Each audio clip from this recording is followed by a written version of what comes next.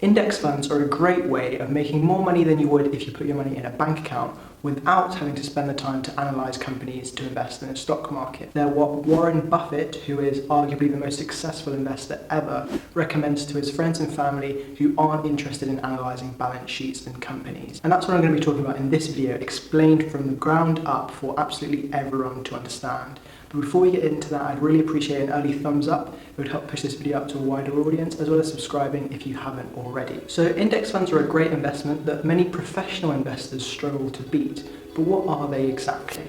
Well, first of all, an index is just a group of companies that have been grouped together for the purpose of measuring either a part or the whole of a market. For example, the S&P 500 is an index which comprises of the top 500 American companies, and it's used to track the overall American stock market. Now, a fund is a pool of money from lots of different investors that is then used to invest in something or various things.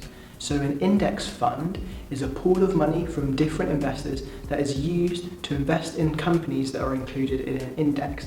And an index fund will track and follow whatever index it specifies. So for example, for the S&P 500, if you invested in an index fund tracking that, then you would be investing in all of those 500 companies included in that, so the top 500 companies in America. So now that we've covered what index funds are, let's look at some of the reasons why I think they're so great.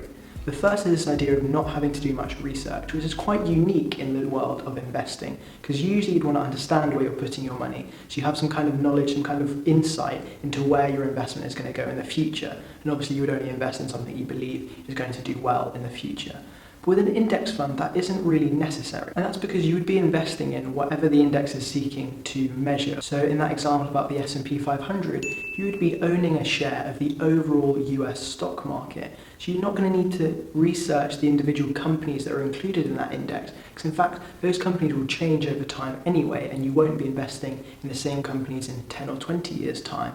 But you would just need to understand that by investing in the overall stock market, that's something you'd be happy doing. You need to understand the basic mechanism of the stock market going up in value over time as companies become more profitable and we're able to do things more efficiently through innovating and the use of things like technology, for example. But maybe I'll make another video to explain exactly why the stock market just goes up over time. And another reason I really like index fund investing is that it's passive. You don't have to do any managing of your money yourself. You don't have to choose which companies to invest in or how much money to allocate to different companies, or in fact if you want to buy or sell at certain points, that's all taken care of for you. So it's a very hands-off approach. This is great for someone who just wants to invest and put their money to work without having to spend time worrying about it or trying to optimize it in any way. And the reason this is possible is because, as I said before, the S&P 500 is the top 500 companies. This is like a leaderboard of the biggest companies in America. So companies will join that leaderboard and companies will fall off that leaderboard, and automatically your money will be allocated to these companies, taken out of companies that fall off the leaderboard and added into companies that are on it or join it, like up and coming companies. And this is all without you having to do anything. What's more, money is allocated in a proportional way. So the bigger the company, the more money goes to that company. And this is also done automatically. So if there's a really big company that comprises 20% of the overall value of an index, then 20% of your money will go to that company. And if that changes over time, so in 10 years' time, it's only 10% of the overall value of the index, then this will reflect your holding and only 10% of your money will be in that company. And as I said, this is all done automatically without you yourself having to do anything. This means it can be done quickly and it can be automated, so it can be done by a computer, which brings me on to another really great thing about index fund investing, and that's that it's cheap. You don't have to pay for people to do research and allocate money and make decisions, because a computer can do that just by copying whatever the allocation or the size of companies are in an index. And this is a big reason why professionals have a hard time beating index funds, because not only do they have to beat what the overall market is doing, but they have to do this by enough to justify to the customer the fee that they're charging. Because if you're paying someone to do all of this research and allocate money and make these clever decisions, you're going to have to pay them for their time.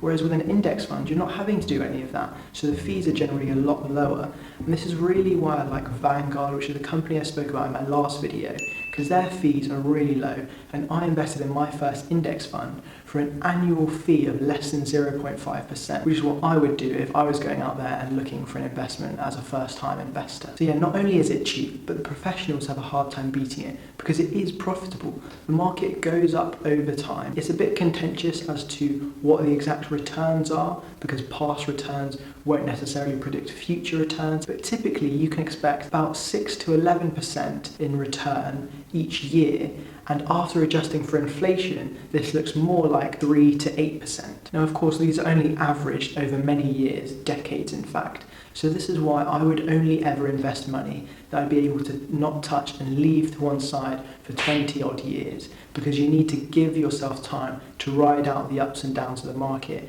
to achieve these very good average returns. But the year-on-year growth that an index fund would offer over time is really substantial, especially when you take into consideration the effect of compound interest if you leave your money for long enough.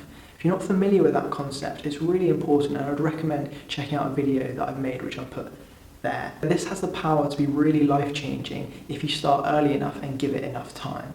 It doesn't matter if you invest a very little amount, but as long as you start early, it's going to have really life-changing benefits. The last thing about index fund investing is this idea of risk, and that index funds are lower risk than perhaps other forms of stock market investing. Risk is a highly personal thing, and people have different appetites of risk, different tolerances, and risk might look like different things to different people. Nevertheless, I would to a certain extent agree with this statement that investing in index funds is less risky than individual stocks, and that's mainly because it's less volatile than individual stocks, because you've got lots of different stocks moving up and down, so some of them are going to cancel each other out, whereas with an individual stock you don't have that. So if it goes up, it goes up, and however much it goes up is that. And of course the same is true if the companies are going down.